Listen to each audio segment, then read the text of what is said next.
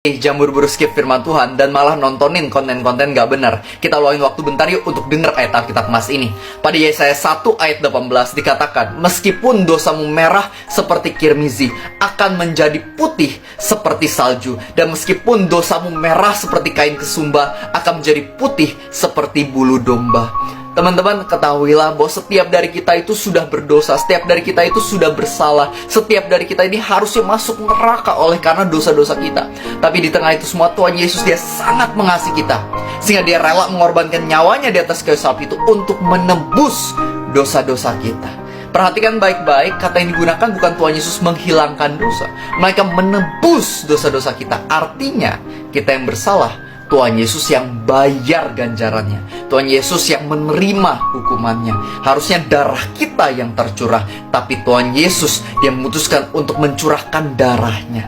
Dan darah Yesus inilah yang anggapannya mengcover kita, supaya kita bisa selamat, supaya kita bisa benar di hadapan Allah Bapa.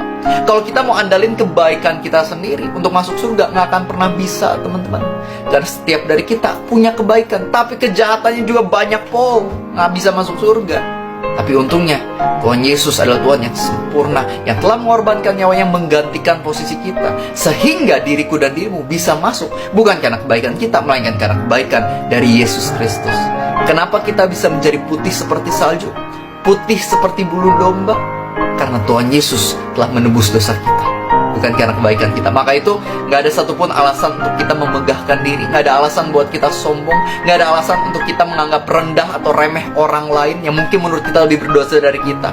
Gak ada satupun alasan untuk melakukan hal itu, melainkan yang perlu kita lakukan, atau satu-satunya alasan yang kita punya adalah alasan untuk bersyukur, untuk mengatakan terima kasih, karena Tuhan sudah baik, dan dialah satu-satunya alasan kita bisa masuk ke dalam kerajaan surga.